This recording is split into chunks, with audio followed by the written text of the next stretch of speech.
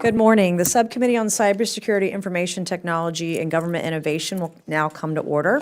And welcome everyone who is here today. Without objection, the chair may declare a recess at any time. I will now recognize myself for the purpose of making an opening statement. Good morning to everyone who is here today, to our witnesses, to our guests who are here as well. Important conversation about leveraging technology to strengthen immigration enforcement. It was last year when I was in the Oversight Committee and I exposed a sanctuary sheriff in the state of South Carolina, Charleston County, South Carolina. Her name was Kristen Graziano. And I learned that she was not working with ICE at the time, and she was letting illegal immigrants who are here in our country illegally, criminals, because they break the law when they come into our country as soon as they cross that border illegally, it's a crime. But she was allowing rapists, pedophiles, molesters, murderers out onto the streets of South Carolina in my district, in my state, doing harm to women and girls. And so having this conversation today is more important than ever because we have to stop this. And I will say this, that illegal border crossings are down significantly now that Donald Trump is president. I believe the last stat I read was that they are down 90%.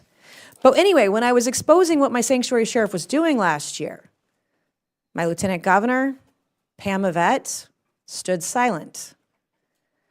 My attorney general, Alan Wilson, stood silent. I was literally one of the only people in South Carolina willing to stick my neck out, put my career on the line, my reputation on the line to make sure this kind of thing stopped. And so today we're going to have this hearing about using technology to minimize illegal immigration, to strengthen immigration enforcement. First of all, it's well documented the Biden administration used technology to facilitate the invasion of our nation by millions of illegal aliens, the CBP One app being just one example of this. Today's hearing will explore how technology can help strengthen the enforcement of our nation's immigration laws. Cutting-edge technology enhances immigration enforcement and reduces risks for immigration enforcement officials. From facial recognition software to data analytics, powered by artificial intelligence to GPS monitoring, advanced technologies empower U.S. Immigration and Customs Enforcement, or ICE, to track, apprehend, and deport illegal aliens in our country. And we know right now under the leadership of Donald Trump, under the leadership of Tom Homan, that we're trying to deport those who are here illegally as fast as we can. And I believe we don't have enough ICE agents right now to do that. We've got to make sure that ICE and Homeland Security have all the resources they need to do it as quickly as possible. Tracking illegal aliens and identifying threats to the homeland allows ICE to more effectively enforce our nation's immigration laws and remove those who are unlawfully present in the United States. Former President Biden and his Secretary of Homeland Security, Alejandro Mayorkas, willfully and intentionally unleashed an invasion of illegal aliens into the U.S. from around the world. We had more people crossing illegally into our country that were on the terrorist watch list than ever in the history of the United States over the last 4 years. Illegal aliens shepherded into the country by the Biden administration include terrorists, murderers, rapists, pedophiles, cartel members, drug traffickers, sex traffickers, child traffickers, human traffickers. Not exactly the kind of people you want roaming the streets of our communities. By systematically dismantling President Trump's policies from his first administration, the Biden administration flung the border wide open for any and all who wish to enter here the U.S. illegally. This has led to the unlawful entry of over 10 million illegal aliens into the U.S. and nearly 2 million, quote, known gotaways, end quote, who entered the country without once being apprehended. As of last July, there were over 646,000 illegal aliens with additional criminal histories running around free right here in the United States. And those are only criminal aliens that are known to ICE officials. So the actual number is actually statistically probably significantly much, much higher. Why is this issue important? Why must we use all means at our disposal to identify, locate, and deport all illegal aliens in the U.S.? It's because the heinous nature of the crimes committed by those who enter the U.S. illegally and treat this nation as their own playground to get rich by selling human beings and illegal drugs while victimizing women and children. The most dangerous criminals include cartel organizations that control the border, who force women into indentured servitude or sex slavery to pay for their entry into the U.S. They subject children to child pornography. If you speak to law enforcement at the border, you'll hear about rape trees, where the underwear of women and girls brutally raped on their journey to America are hung like trophies. 10 years ago, I didn't even know what fentanyl was. And now I personally know multiple people who've died of a fentanyl overdose. We've all heard stories also of law enforcement who are doing investigations who are accidentally exposed to fentanyl, end up in the hospital, very sick. They're lucky they haven't died. The Biden administration shoulders the blame for the record deaths of the American citizens, the record number of illegal aliens, and the record profits for drug cartels due to fentanyl and human trafficking. And we're talking about numbers, about the amount of money that the cartels have made off of drug trafficking and human trafficking, tens of billions of dollars, easily north of 60 or 70 billion dollars. They're making money off the U.S. because we let them. To protect American citizens, we must undo the horrors caused by the Biden administration's immigration policies that rewarded criminal illegal aliens. A core component of this is the ability to track and monitor all illegal aliens in the country when detention isn't feasible for some reason. When used as part of the Alternatives to Detention, or ATD program, modern technology can be used to monitor illegal aliens within the country and assist with proper enforcement of U.S. immigration laws. When detention is not possible, these modern technologies can enhance security by monitoring and tracking illegal aliens to ensure they can be removed once a final order of removal is in place. The Biden administration, however, refused to use the ATD program as intended, frequently and prematurely removing illegal aliens from monitoring before a final order of removal was, and allowing them to scatter throughout the interior of our country and victimize American citizens. For example, at the Biden administration's direction, one of the illegal aliens who murdered Jocelyn Nungare, a 12-year-old girl from Texas, who was raped and strangled to death. This is Jocelyn Nungare. I hope we never forget her name. We never forget her face. We never forget the horrors she endured as she was 12 years old.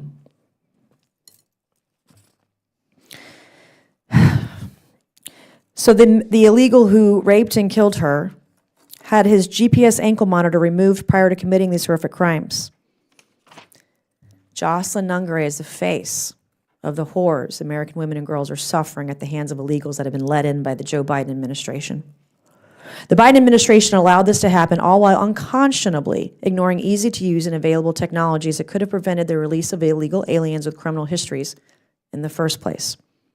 I look forward to the testimonies of our witnesses today, which include former ICE officials, to hear about their firsthand experience and suggestions on how we can leverage technology to strengthen immigration enforcement and facilitate the mass deportations Americans overwhelmingly support. I now yield to the Ranking Member Brown for her opening statement. Thank you, Madam Chair, and thank you to the witnesses for being here today. Before I begin, I want to highlight that Chair Mace and my Federal Contractor Cybersecurity Vulnerability Reduction Act, which would close a critical loophole in federal cybersecurity standards, passed the House yesterday. So, Chairwoman Mace, I am looking forward to continuing to work together on these important issues. Now, moving to the topic of today's hearing. Immigration has remained a hot-button issue across both Republican and Democratic administrations. Congress, I repeat, Congress has the authority, not the president, to enact a lasting solution.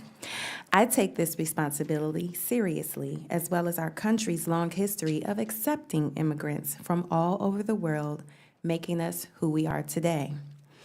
But when I see the dangerous and cruel way that the current president treats and talks about immigrants, I know I am not dealing with a serious and solution-driven administration.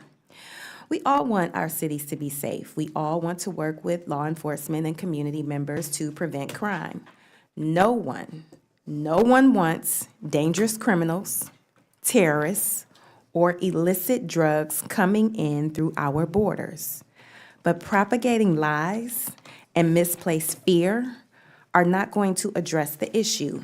In fact, it risks making the problem worse. Real change starts with real solutions. Last year, the Senate crafted comprehensive and bipartisan immigration reform, which presented a real opportunity to move the ball forward on this critical issue for the first time in a decade. In fact, the bill would have helped to address the fentanyl crisis by providing new scanning technologies at ports of entry and increasing staffing for custom agents. But what happened? Then, presidential candidate Donald Trump blew up the bill because he wanted to run on an anti-immigration rhetoric instead of fixing the problem. Instead of seeking to score political points, we should work on a bipartisan basis to find real solution to our broken immigration system. That means modernizing our border infrastructure, reforming the asylum process, and ensuring a fair and efficient way to resettle asylum seekers across the country. To prevent abuse of the asylum system, we must invest in programs that speed up processing times, properly fund immigration courts, and ensure fair adjudications. And let's be clear, creating a pathway to citizenship dreamers, TPS holders, farm workers, and so many others isn't just the right thing to do. It strengthens our economy and provides much-needed relief to communities that have earned it. And yes, technology has a real role to play here, and Congress recognizes that. The 2024 spending bill signed into law by President Biden included a more than 20% increase in funding to purchase and deploy next-generation technology like surveillance towers, tunnel detection technology, and mobile surveillance technology. This funding is already helping to strengthen border security, prevent the flow of fentanyl, and combat human trafficking.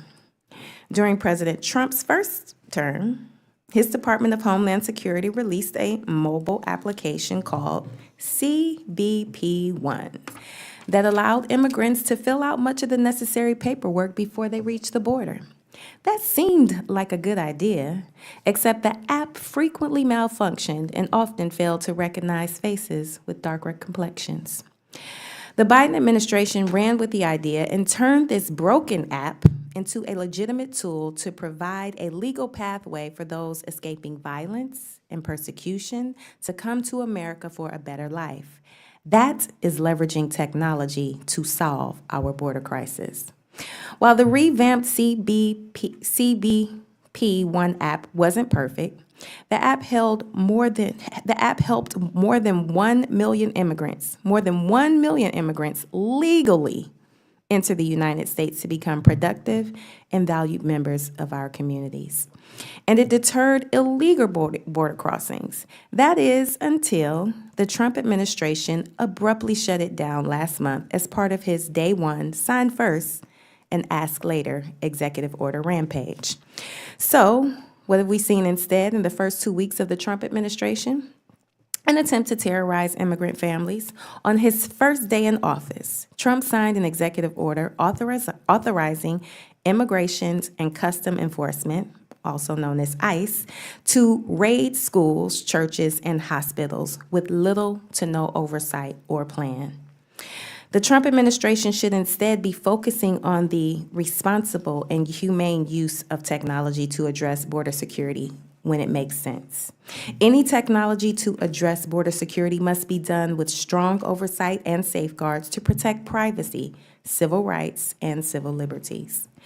These concerns must always be at the forefront of any conversation on the use of technology, and especially artificial intelligence across federal government.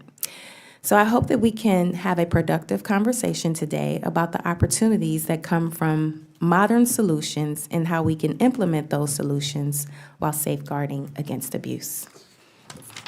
Thank you so much. I'm pleased to now introduce our witnesses for today's hearing. Our first witness is Mr. John Fabricatore, former Senior Executive and Field Office Director for Enforcement Removal Operations at ICE. Our second witness is Dr. Doug Gilmore, retired Senior Law Enforcement Advisor and Special Agent in Charge for Homeland Security Investigations at ICE.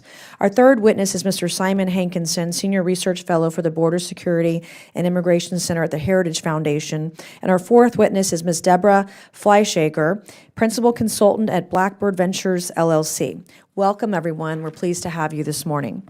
Pursuant to Committee Rule 9G, the witnesses, if you'll please stand and raise your right hands. Do you solemnly swear or affirm that the testimony you are about to give is the truth, the whole truth, and nothing but the truth, so help you God? Let the record show the witnesses all answered in the affirmative. Thank you. We appreciate all of you being here today and look forward to your testimony. Let me remind the witnesses that we have read your written statements and they will appear in full in the hearing record. Please limit your oral statements to 5 minutes. Now, in front of you, as a reminder, please press the button on the microphone in front of you so that it is on and members up here can hear you. When you begin to speak, the light in front of you will turn green. After 4 minutes, the light will turn yellow, and when the red light comes on, your 5 minutes has expired, and I will ask you to conclude your remarks. I will now recognize Mr. Fabricatore to please begin your opening statement. Good morning, Chairwoman Mace, Ranking Member Brown, and distinguished members. Thank you for the opportunity to speak with you today on the critical topic of leveraging technology to strengthen immigration enforcement. This issue is at the heart of national security, impacting us at every level from the border to interior enforcement. Border security and immigration enforcement are vital pillars of our nation's safety and security.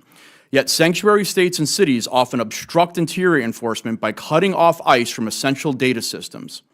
This lack of cooperation, combined with outdated data infrastructure, leaves us vulnerable. We face mounting challenges such as human trafficking, violent illegal alien gang activity, drug smuggling, and the influx of lethal substances like fentanyl. Tackling these issues demands innovation, strategic thinking, and the integration of cutting-edge technology into our operations. With over 30 years of federal law enforcement experience, much of it spent on immigration enforcement, I am convinced that we will continue to face significant vulnerabilities without adapting advanced technological solutions and unconventional strategies.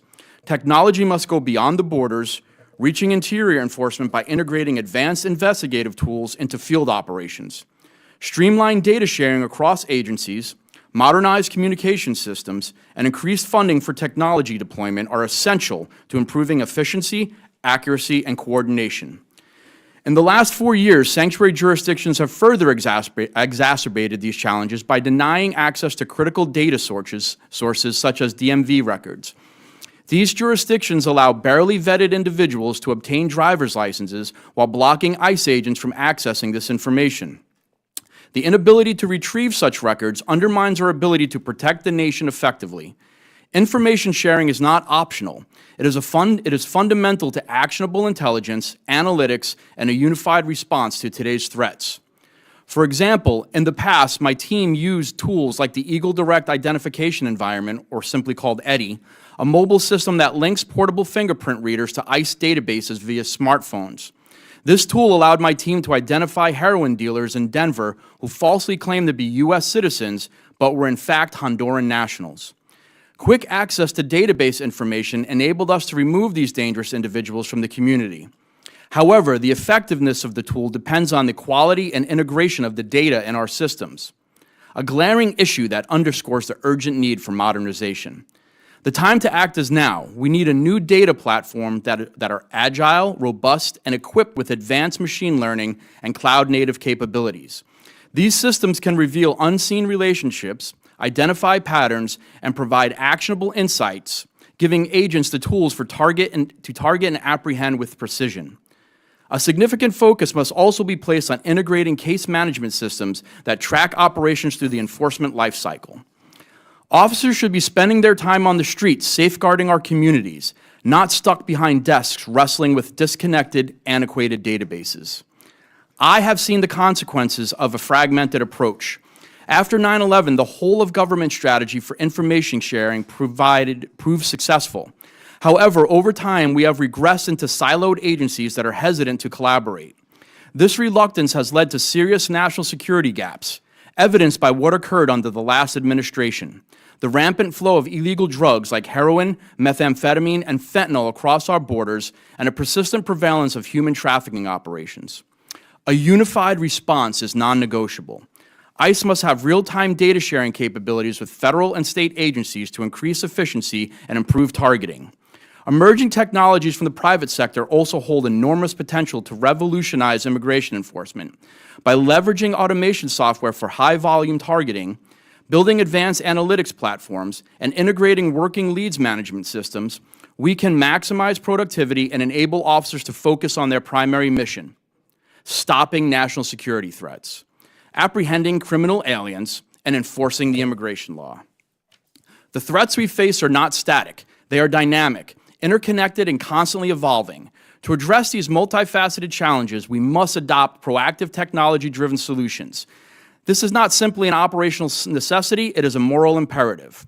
If we are to enforce immigration law, eradicate fentanyl, disrupt human and sex trafficking operations, and ensure the safety of our nation, Congress must prioritize investment in technology and expertise. By working together, we can create immigration enforcement framework that is responsive, efficient, and effective. Thank you once again, and I look forward to questioning and your questions and working alongside you to safeguard the future of our nation. Thank you. I will now recognize Dr. Gilmer to please begin his opening statement.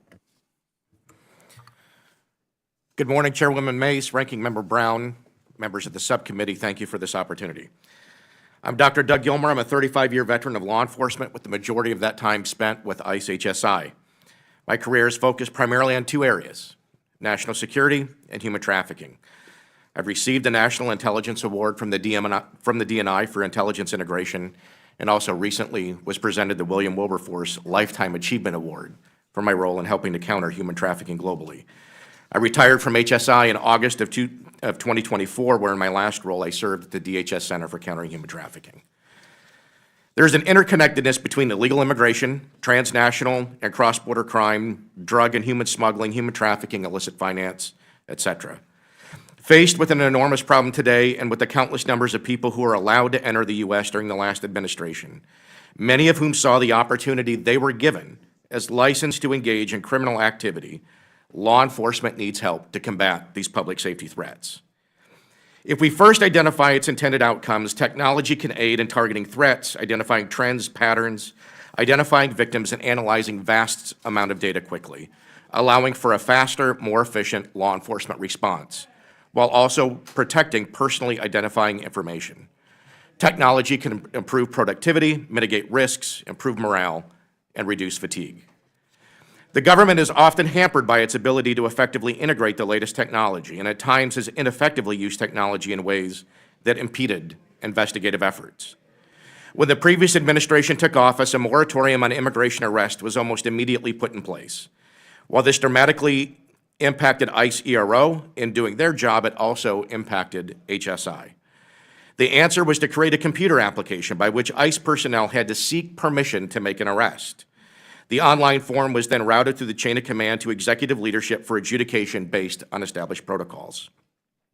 This is an example of an inefficient use of technology to solve a problem that didn't need solving. There have been technology successes, however. The DHS Center for Countering Human Trafficking recently completed a technology upgrade to assist in the issuance of continued presence, an immigration benefit provided to foreign nationals in the U.S. believed to be victims of human trafficking. Once this was a process that could take well over a year to adjudicate. Today, the CCHT has been able to digitize that process and reduce processing times down to as little as 3 weeks while adding additional anti-fraud measures. Standing in the way of onboarding third-party applications, however, are the current acquisition requirements and the inability to onboard safe and secure technology quickly, impacting public safety. The time it takes to acquire technology and integrate it means that by the time it's onboarded, we have missed opportunity and the solution can be outdated. Often when a technology is acquired, it is siloed in a particular agency, component, or division, rather than scaled to provide solutions for the general workforce. Sometimes the issue is a matter of acquisition priority. For instance, in my last field assignment, we only had about 5 Eddy machines for HSI personnel statewide. As John described the Eddy machine, this tool not only helps in enforcing immigration law, but it saves time, it aids in enforcement prioritization, reduces the chance of error, and also helps law enforcement rapidly identify suspects and mitigate threats to safety. In the absence of our own technology to solve crimes, we have often had to rely on NGOs and state and local law enforcement agencies who routinely have better technology. Not only is this time-consuming, but the ability to do so relies solely on personal relationships and it places an additional burden on those groups to assist.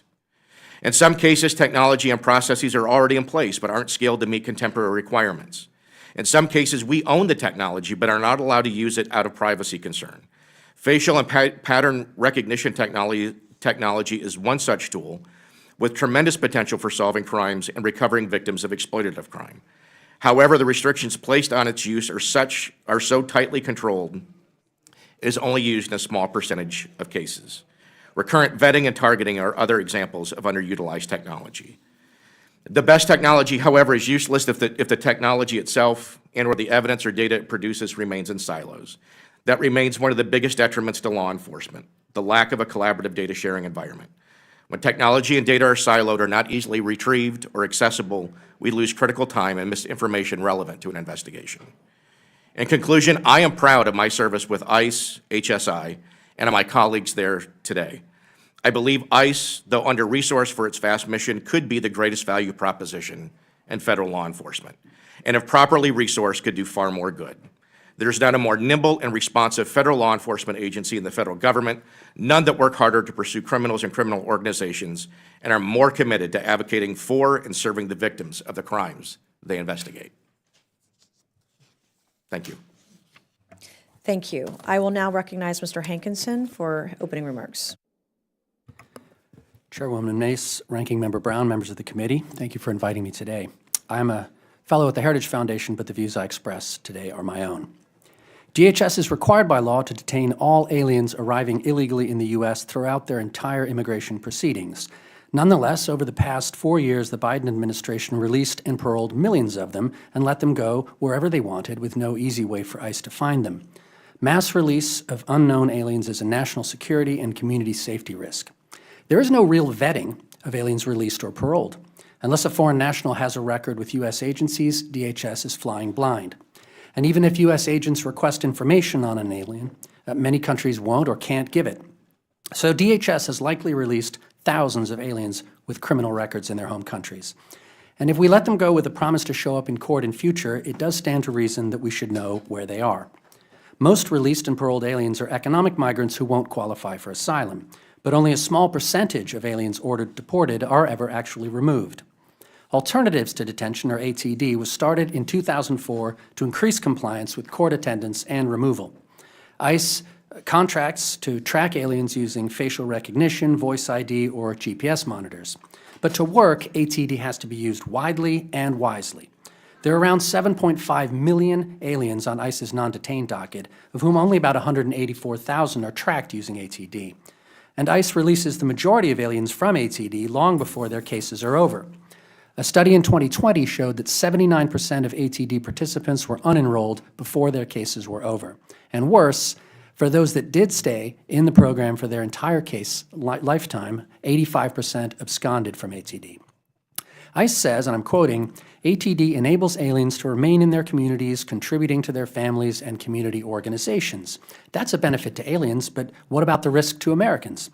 From 2004 to 2020, there were 21,000 criminal charges or convictions recorded among the aliens in the ATD program.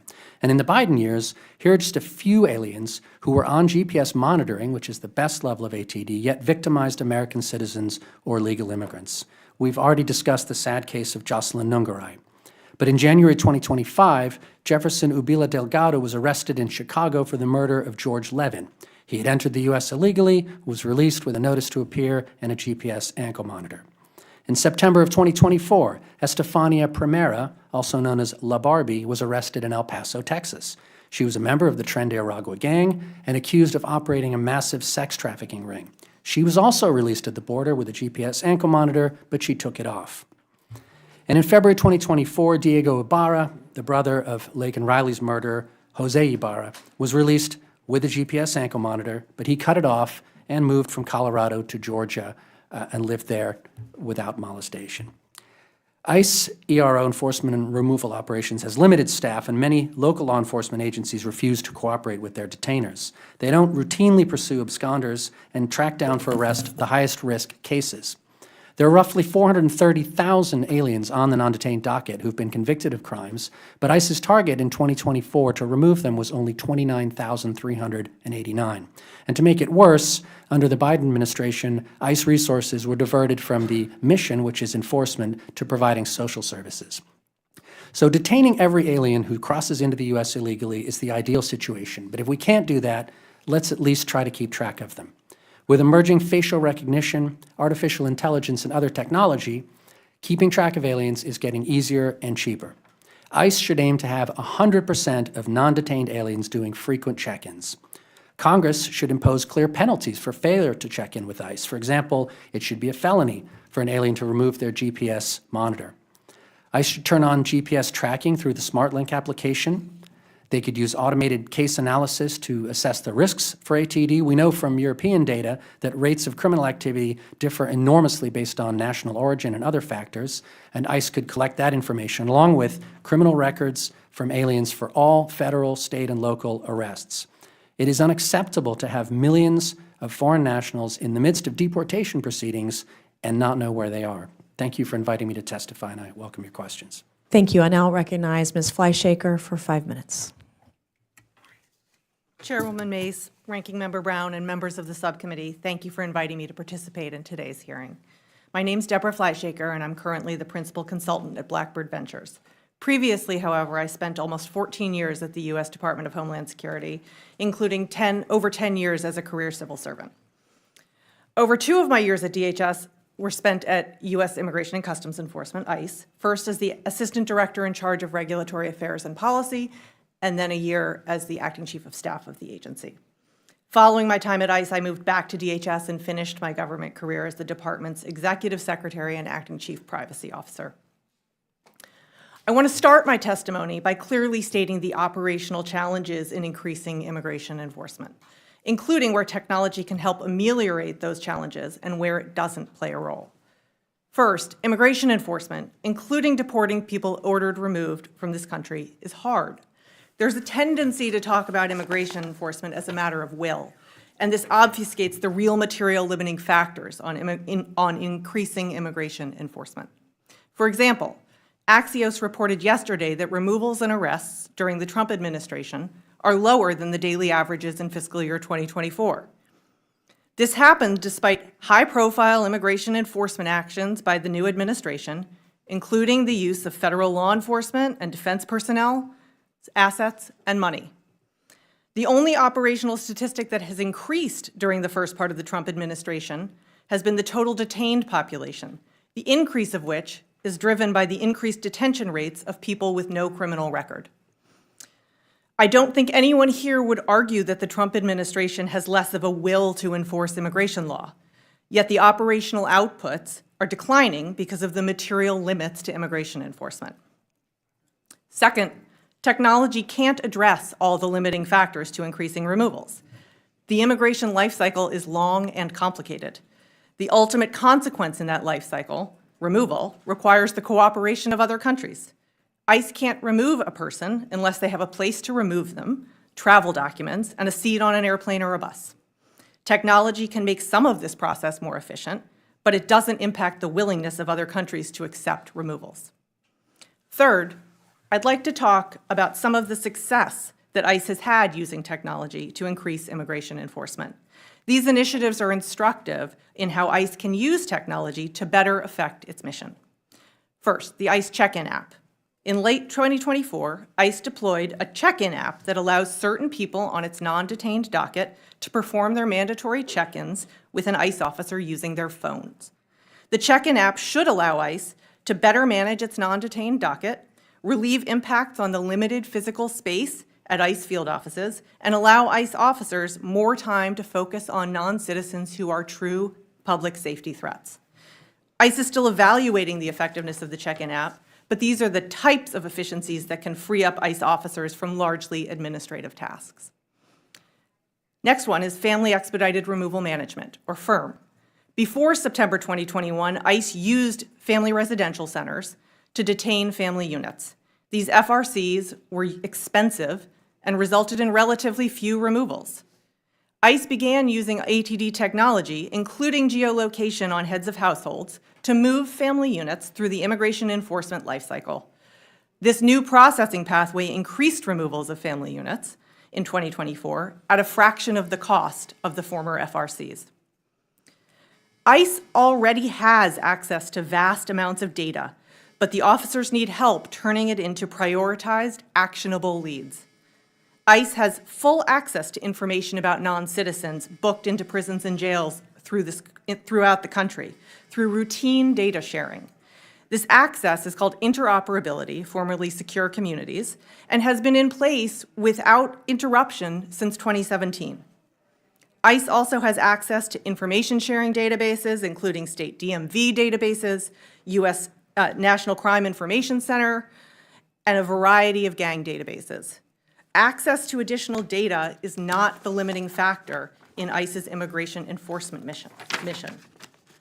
All of its access already provides vast troves of information. ICE doesn't need additional data to do its job, but it does need help analyzing, sorting, and prioritizing the data to which it already has access. Technology can and should help ICE focus on public safety and national security threats, instead of people who happen to be in the wrong place at the wrong time. This sort of technology assistance would support the ICE workforce, achieve greater efficiency, enhance compliance, and reduce costs by providing enhanced case oversight, intelligent decision support, and streamlined check-ins and reporting for the non-detained population. Thank you for the opportunity to testify on this important topic. I'd be happy to answer any questions you might have. Thank you. I will now recognize myself for 5 minutes of questions. A couple of weeks ago, I went on my first ICE raid, and I got to see ICE and Homeland Security and other agencies and agents come together, different field offices come together to find this guy who, a week prior, had like a brick of fentanyl or a portion of a brick, enough to kill 1,000 people. It was a lot. But one of the things that I learned there was that in the Biden administration, those agencies weren't actually able to work together. They weren't allowed to do that work together to deport those who are here illegally. And I learned a lot during that. But Dr. Gilmore, I want to ask you my first question. Something struck me in your testimony this morning. You're talking about restrictions on data. Can you talk a little bit more about that? Some examples, like I guess it was maybe biometric data. There are restrictions on data you can utilize or? Yeah, so we have advanced technologies, facial recognition technology, pattern matching technology that could be used to solve a vast array of crime and can be used to identify victims of crime, especially minor victims of child sexual abuse material, human trafficking victims, that type of thing, who often live in the shadows, right? But that technology is so tightly controlled out of fear of privacy that it's only used in a very small percentage of cases. There's been a lot of fear that has been allowed to grow around that technology, I think often by people who don't really understand the technology and don't understand the fact that we can utilize that technology while also putting in proper safeguards to protect privacy, ethics, and civil rights. And silos, some examples of silos that you mentioned. Again, a lot of that technology is siloed into different components or divisions. It's not rolled out through an enterprise solution to the agency. Different components within DHS, our systems don't talk to each other. We have a hard enough time talking between HSI and ERO, between our systems, much less bringing in CBP, TSA, Border Patrol. And when that data is siloed within those particular components, it's very easy to miss things because you can't access the data and operationalize that data. And then my next question is really for everyone. Can you speak to how the Biden administration used technology to facilitate the invasion of illegal aliens into the country? Yes, ma'am. For one, CBP One app, I believe, was definitely misused by the Biden administration to allow people to come in. And that was one technology that was developed out of something that it shouldn't have been used for. I think it was a go-around around Congress to allow people to enter the United States. And we've seen a lot of those cases that have entered on the CBP One app show up as criminal aliens, in the arrests that we've made. How's the app used? How is it Yeah, used? how's it used to do that? Well, what we've seen, especially the fraud from that, is that the cartels were actually using it down in Mexico and having people sign up through them to then get on the CBP One app and get around, being able to go through. So the cartels were actually making money off of the CBP One app. That's insane. Dr. Gilman? Yeah, I echo everything that my counterpart just said. I don't have as much experience with the CBP One app, particularly because my focus was with HSI and primarily on criminal investigations. But even within HSI, we saw the misuse of the CBP One app by those subjects that we did encounter, oftentimes subjects of criminal investigations. The cartels using cartels. CB One app to get people into this country illegally. And we know this. We know this, and we allowed it to happen. Mr. Hanklinson? In terms of numbers, that nothing is more extreme than CBP One. There was also the programs for specific countries, which obviously had to use technology to enroll people in the first place. There was a lot of diversion or there was some diversion of ICE money to programs like the case management pilot program and the young adult case management program, I think it was, that were essentially providing social services instead of enforcement operations, and I'm sure that had to be facilitated by the use of the technology that they had. I'm certain that they did. Thank you. I will now yield 5 minutes to Representative Brown. Thank you, Madam Chair. When strong privacy, civil rights, and civil liberties protections are in place, technology can be a critical tool in immigration enforcement. For example, the Biden administration installed new technology at select locations along the southern border that quickly screens commercial cargo coming into the United States for illegal contraband. These non-intrusive inspection capabilities keep commerce flowing into the United States while successfully reducing drug and human trafficking. Ms. Fleischaker, in your experience, what role does technology play in keeping our borders secure, and what do you see are some areas of opportunity? I think you just pointed out one area where technology has helped keep our borders secure. I think that we should be using technology to make the process work as efficiently and effectively as we can. I think there's a lot of examples that I was a part of where technology was used to improve the process. I gave a couple during my testimony, including the ICE check-in app to help the non-detained population, and FIRM, which really increased the number of family removals without the cost and burden of family detention. Thank you. And so much of the immigration conversation is focused on immigrants coming to the United States the right way.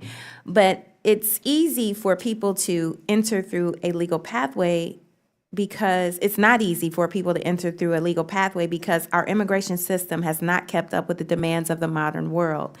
This is why the Biden administration used the CBP One mobile application to make border crossings more efficient and provide guidance to individuals seeking asylum.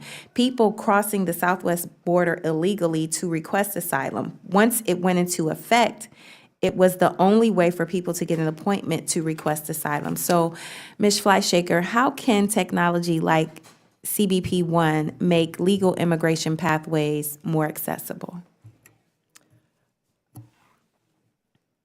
I am not going to argue that we can't improve the technologies that we use. I think that that should be a constant and ongoing effort. I have no argument that we should be continuing to improve CBP One. I will say, though, that I tend to support programs and policies that makes the workforce's job easier. CBP One is one of those programs that allowed Border Patrol agents to plan for and make efficient the process of checking people, of bringing people through the border when they were seeking asylum. It allowed us to organize ourselves, and it allowed us to plan for and appropriately staff the Border Patrol offices because we knew who was going to be coming on any given day. That's the kind of thing that I think is a net positive, even when things can continue to be improved. Thank you. So maybe you can tell me, before CBP1, what difficulties did asylum seekers face when they arrived at legal ports of entry, and how can we expand the ways that CBP1 app improve the process for people arriving at the border seeking asylum? Previously, people would queue and wait, maybe, for days or weeks, depending on the busyness of a particular Border Patrol station. The CBP1 app helped bring some order to that process, which was, in my mind, a net improvement. I think that we should be using technologies like that to help improve the process. Technologies that help us sort of sift through data, process people more quickly, improve outcomes are worth it. I will say, from the ICE perspective, Congress appropriates the funds. Data modernization funds at ICE are often cannibalized because for the more pressing needs, such as detention or ATD, right? So we need those funds. The ICE needs those funds, but often those funds don't get used for the appropriated purpose because there's more pressing immediate needs. Thank you. And one of the first things that President Trump did upon taking office was discontinue the use of CBP1 and cancel all existing appointments. So can you tell us what are some of the immediate effects that this will have on the country's immigration challenges?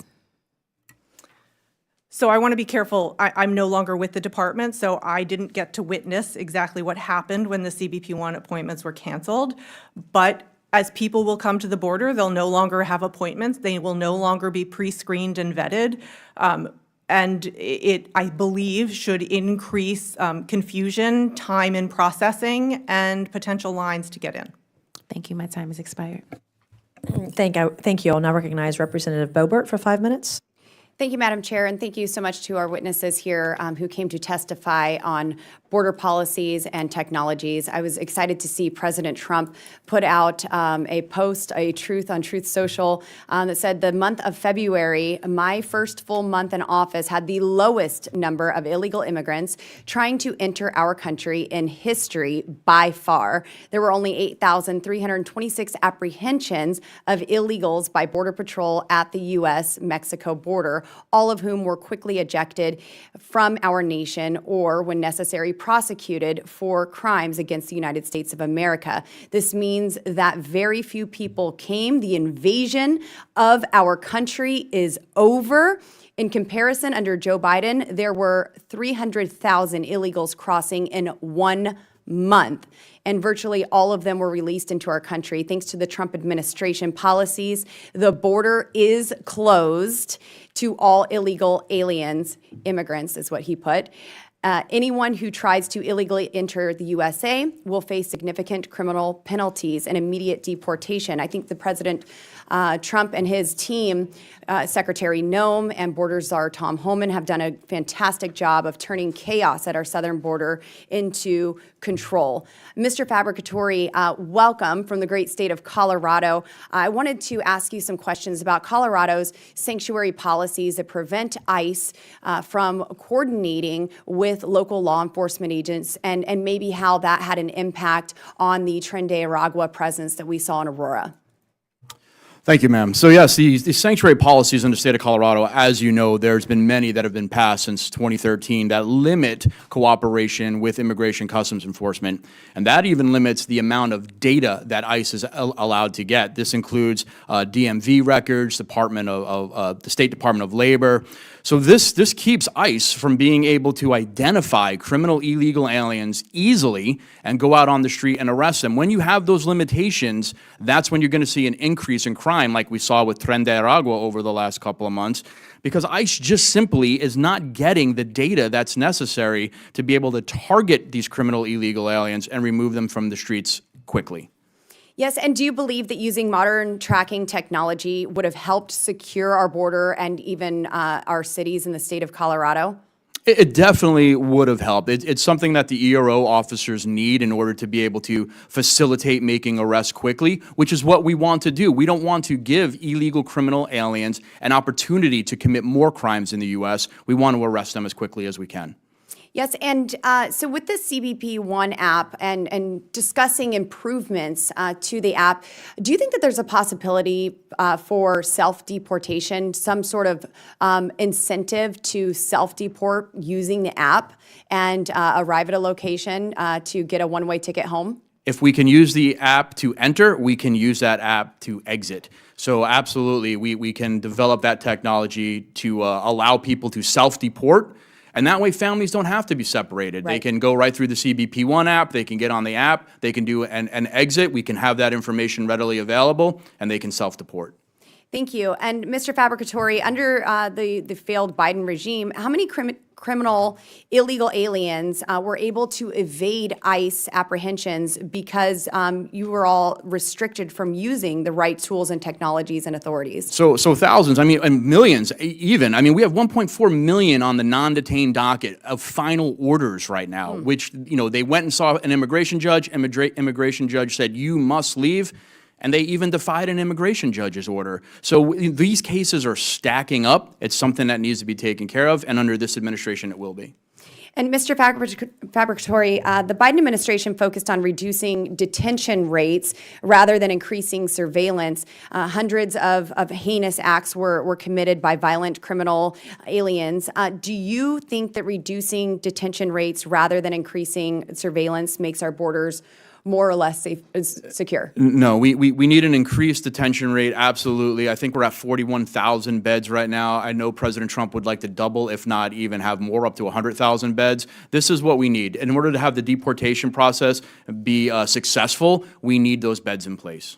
Thank you. And I'm certainly proud of the initiative that President Trump has put forward. And like I said, Borders are Tom Homan, and I know that you have worked with him in the past, and I hope to see you alongside him in the future as well. And we have Secretary Noem doing a great job. And Mr. Fabricatore, if you got 5 seconds that you want to say something, it's yours.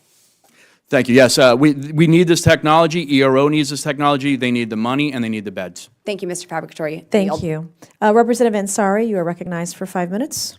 Thank you, Madam Chair. I'm proud to represent Arizona's 3rd Congressional District, an incredibly diverse community where more than 64 languages are spoken. And like many in my district, I'm the daughter of immigrants who came to the United States for a better life. Unfortunately, the Trump administration continues to target families in my district and across the country with inhumane immigration policies, including mass deportations, that are already negatively impacting our economy with extreme backlash from economists as well as the business community in Arizona.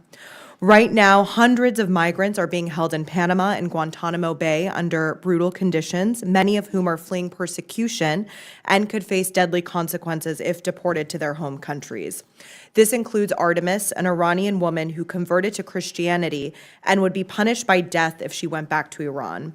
I guess Christian values get thrown out the window when it comes to asylum seekers. These policies are unacceptable and fundamentally un-American. We can have secure borders and also have an immigration system based in humanity. These policies do none of that. Now the Trump administration wants to expand surveillance technology to infringe on the civil liberties of immigrants and all of us in an effort to ramp up the horrific mass deportation efforts. Let's be clear, this will not stop with immigrants. If they can do this to immigrants and asylum seekers, there's nothing stopping them from doing it to American citizens as well. As we know, Elon Musk and Doge are illegally accessing Americans' private data and hacking into sensitive technology systems like Social Security and taxpayer data, which poses a grave national security threat. With that, I'd like to turn to my questions for Ms. Fleischiker. In your opinion, does ICE have the capacity to conduct mass arrests and deportations and ramp up its use of technology without relying on outside contractors? I think ICE has a huge reliance on outside contractors. It has the capability of developing much of this technology itself, but it needs the funding and time to do that. I think that there is a very clear pipeline between ERO and the private prison industry that I don't think ultimately serves immigration enforcement, ICE, or the country. Speaking of the pipeline between the work and the private prison industry, there's been some talk about the need to ramp up from the 41,000 beds.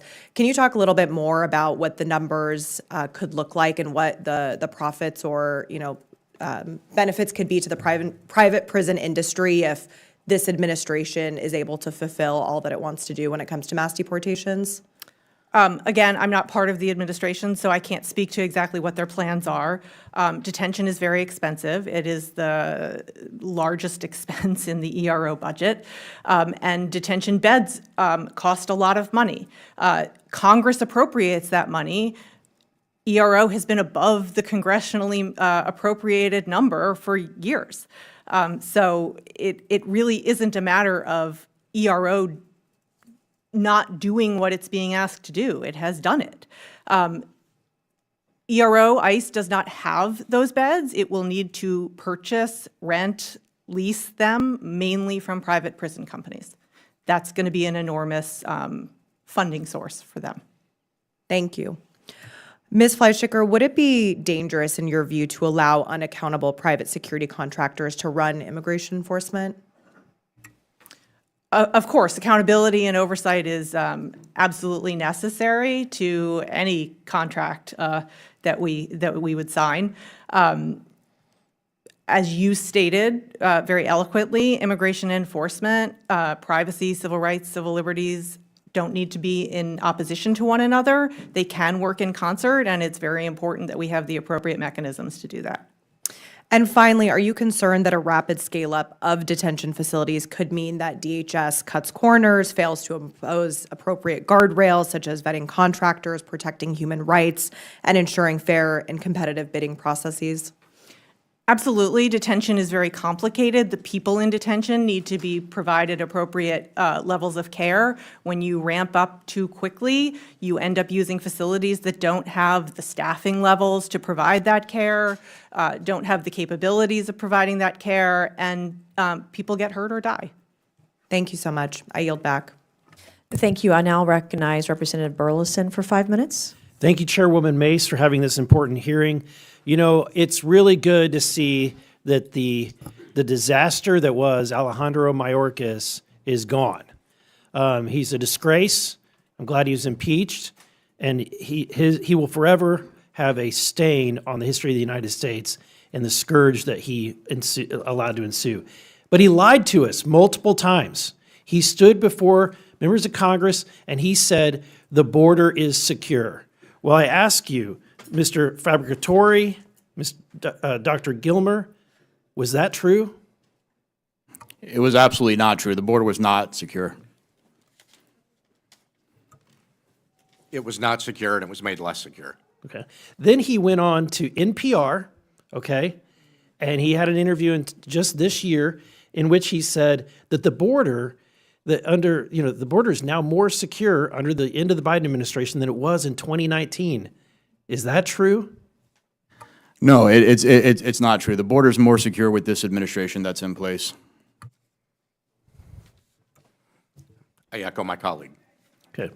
Then my other question is that he also said that to truly secure the border, that they were doing the most that they possibly could do as an executive branch, that Congress had to act. Now we've heard that again and again, but the data and the facts dispute otherwise, right? So, is it the only difference, or is Congress the only one that can make a difference, or can the president actually make a difference? The president can absolutely make a difference. It's about attitude and effort. This president, President Trump, is putting in the attitude that's needed to say the border should be secure, and he's putting in the effort. It's something that the last administration did not do. They didn't have that attitude. They wanted people to come in, and they did not put in the effort. Again, I echo my colleague. We have laws on the books. We have Title VIII, which is our immigration law. It's the huge volume that my colleague and I had to virtually memorize early in our careers.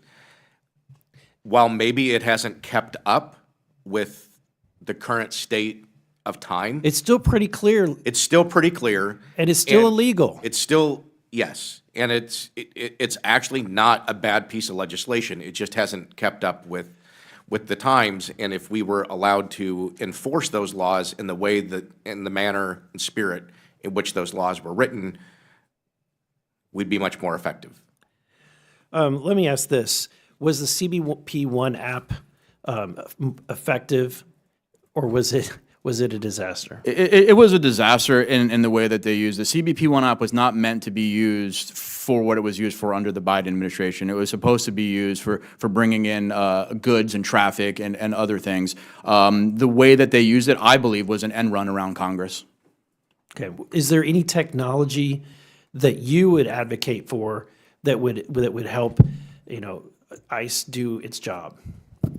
There's a lot of technology that's out there, and I think it's important that we bring this technology forward and we allow ICE agents to actually use some of it to see what's the best that we would need. When we're looking at the CBP One app and how it was used, there may be technology within that we could have used. It's just how the application was actually used and what it was used for. I know that with the advent of AI, it may open up some opportunities to dig deeper into people's backgrounds and their histories. Yeah, AI is going to definitely be groundbreaking for us, but we're always going to need that human element, because getting human intelligence out of someone else right now is not easily done just with AI. You still need that case agent to be able to look in the eyes of the person that's sitting in front of them to develop that human intel. I agree. Humans are never, or technology is never going to fully replace humans, but there is technology out there today that we need to learn to use better.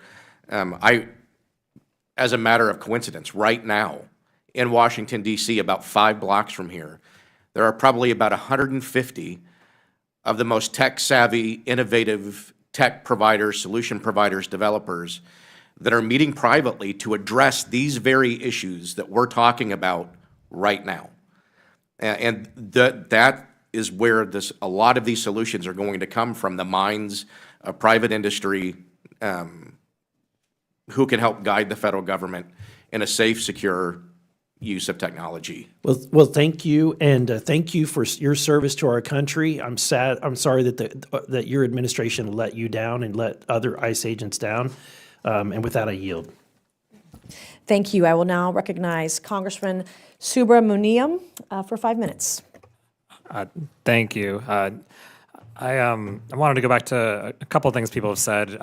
One was that we don't have enough ICE agents, and generally, there's a people problem here as well. And I'd love to know, Ms. Fleischecker, if recently we saw that about 400 people were fired at DHS, and some of them are from the DHS Science and Technology Directorate. How do you think these firings are going to impact, being able to use science and technology for border security? I think letting civil servants who are doing a good job go damages morale and will decrease the effectiveness of the agency. And could you tell us much about what the Science and Technology Directorate does, or did you have any experience with them? I didn't work directly with the Science and Technology Directorate. I'd be happy to get back to you. Sure, no problem. And there was also a cybersecurity and infrastructure security agency within. Did you work with them at all? I worked with them a little bit. They do a lot of election security work. Okay. And if people, I think right now there's an effort to fire all, probationary workers as well at DHS.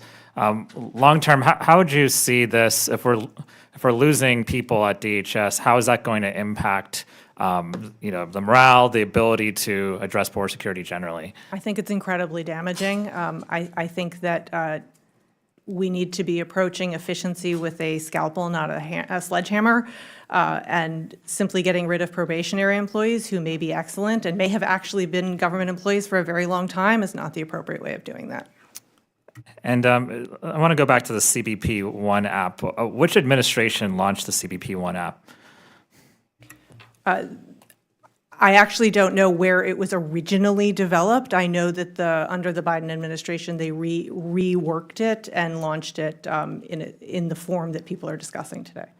Okay, and you mentioned the ICE check-in app, and do the people who created that app, are they still employed at DHS? Do you know? Many of them are, yes. Many of them, but not all of them. Yeah. It's a broad team that develops these things, so I don't know to a person, but I know that many of the leaders still are there. And you were the chief privacy officer at I was the DHS, acting chief privacy officer at the end of my. there's been this discussion about data privacy and civil liberties related to some of these technologies. How would you characterize, what are your thoughts on that conversation? There are laws, regulations, and policy that are in place that make clear that privacy is important. There are processes that the department follows to ensure that privacy is being protected when new programs or technologies are implemented. I think that is an important part of oversight and care that we can take in making sure that the technologies and the programs that we deploy are used as we want them to be used and there aren't unintended consequences. Thank you. I'm going to yield my time to the ranking member.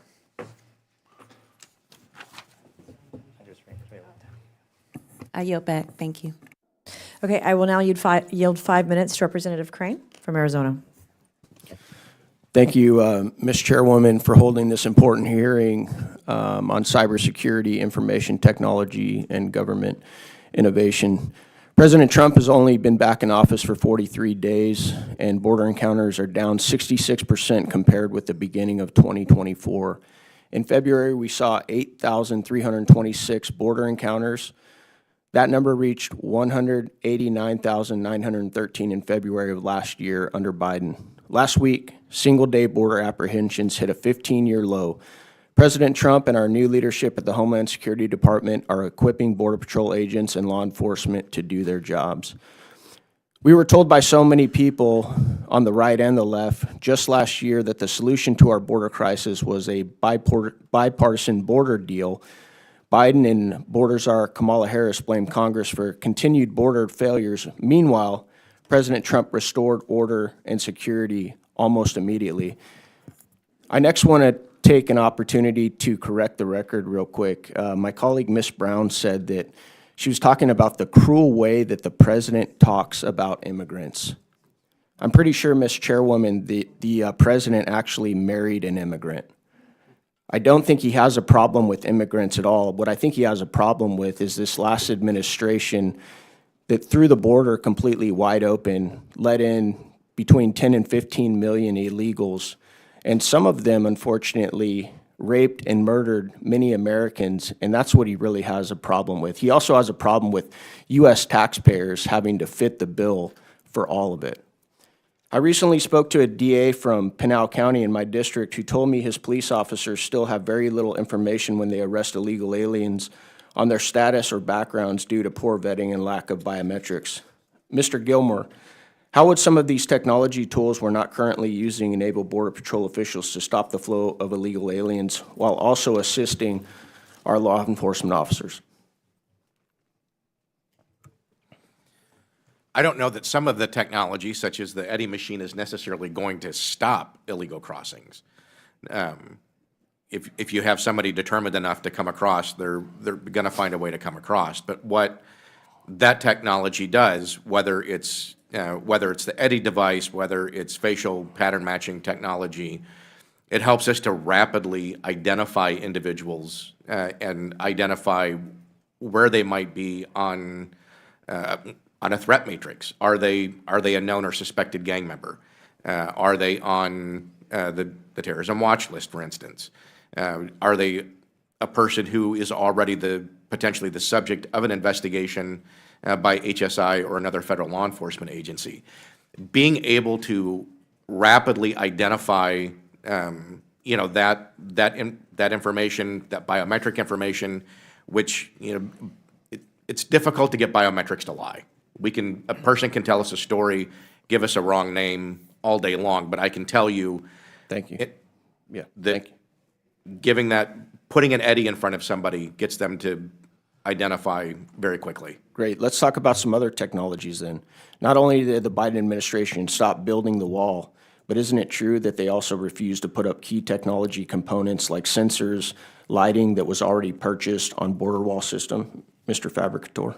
Yes, that's absolutely correct. I've been down at the border about 8 times since I retired in 2022. Got to speak to a lot of Border Patrol agents. Cameras are down on the border. The technology for sensors has not been improved, and I heard many complaints from Border Patrol agents. Is it true that the Biden administration also banned the use of DNA testing so that agents could no longer know if children belonged to the adults they were with or if they were being trafficked, Mr. Fabricator? Unfortunately, that is very true. When the Biden administration first came into office, they had stopped the DNA testing that President Trump had put into play in his first term, which kept us from being able to verify whether children actually belong with the adults that they were traveling with. Thank you. Ms. Fleischhaker, you focused a lot on the decrease in outputs under this administration. You cited in your testimony that Axios reported yesterday the removals and arrests during the Trump administration are lower than the daily averages in fiscal year 24, and then you go on to give some statistics. But isn't it true, ma'am, that some of the data going down might have something to do with the fact that the flow of illegals trying to come into the country is down as well?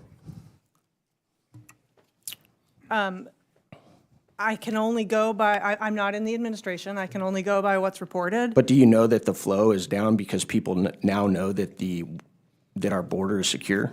Very quickly. I would state that the flow has been decreasing for a number of months. Thank you. I yield back. Thank you. I'll now recognize Representative McGuire for 5 minutes. Thank you, Chairwoman Mace, and thank you to our witnesses for being here today. The American people have suffered from the Biden-Harris administration's failure of keeping the American people safe at home and abroad, and especially at our southern border. Because time is an issue, I want to go real fast with 4 yes or no questions. Number 1, if you cross our border illegally, are you a criminal? Yes. Yes. There's usually, it's I need a usually yes or considered. no? Yes. Thank you. Number 2, yes or no, criminals don't care about the law. They do not care. They do not care. No. I don't think I can say yes or no to that. It depends on the See person. what we're working with. All right, number 3, this statement, you agree with it, yes or no? Police are good, criminals are bad, and victims are important. Yes, absolutely. 100% yes. Yes. Again, see people what are we're- complicated, I see what we're but dealing generally, with. yes. All right, number 4, last one. Trump is more effective at securing our southern border than the Biden administration, yes or no? Yes. Yes. Yes. I don't have the information to answer that. Interesting. The past 4 years of Biden, our border has been an open door. And for the folks that support the Biden administration, illegals have come here, they say that illegals have come here for a better life, but they started off as a criminal, and they have been they started off breaking our law. We talked about the 12-year-old Jocelyn earlier. We talked about Lake and Riley. These illegal aliens have been robbing, raping, and killing the American people. And I heard one of the witnesses talk about, hey, the Trump policies could cause people to be hurt or die. What about the American people that have been robbed, raped, and killed? I don't see anyone on the other side talking about that. They tore down our border wall that was placed specifically by our Border Patrol, where it was the most dangerous to protect the American people. And under the Biden administration, they removed that wall. And I have heard, and this is a yes or no, I guess, I've heard that we had electronics on that wall, so it wasn't just a steel wall, and the Biden administration refused to put those electronics, use those electronics, and they actually tore them down. Is this information true? Yes. That's my understanding. I can't specifically say that equipment was taken, but I was told that there were repairs that were not done and lights and sensors and other things were not turned on. I didn't work on the border wall. I don't know the answer. Understood. So we have the fentanyl overdose epidemic in our country. I call it Chinese chemical warfare. It's being produced in China, coming across the southern border, and poisoning and killing more Americans each year than died in the Vietnam War. When you express your concern about people might get hurt or die, what about those 100,000 plus Americans that are killed every day? Thank God President Trump is back in the White House, and not to mention human trafficking and all the children that are gone missing that we all know about. Data shows that border encounters have decreased by 66% compared to January 2024. However, again, millions of illegal aliens who were released by the Biden administration are still in our country. Mr. Fabricator and Dr. Gilmer, as a former ICE agents working during the Biden administration, is it fair to say that this was the worst administration to work with regard to enforcing immigration law in the U.S.? Please answer yes or no. Yes, it was. Could you provide more specific, can you provide more specific examples of policies that made your job more difficult under the Biden administration?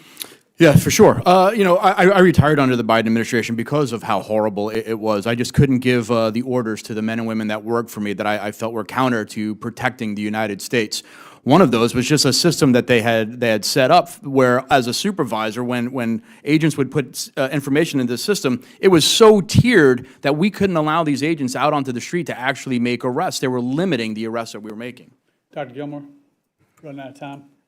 Yes, I echo my colleague. The moratorium that was initially placed on making arrests significantly impacted our ability. We had cases that we were attempting to assist our state and local partners with, where we had, in one particular case, we had a sex offender who shot his victim, and they were attempting to obtain warrants on the subject, and we thought that we could actually detain that person and get them off the street, but we weren't allowed to. These policies that we're talking about today with the Biden administration, they are absolutely not serious about protecting our border or the American people at home and abroad. And thank God we have President Trump in the White House. I would ask both of you, Mr. Fabricator and Dr. Gilmore, what tools does Congress need to give ICE to achieve its mission? Very quickly. Number one, we need the money to be able to have more beds. We need detention space, and we need more ERO officers out on the street, and this technology as well. I echo my colleague. We need the technology and the resources, but we need the personnel to use that technology and fulfill the mission and purpose. I yield. Thank you.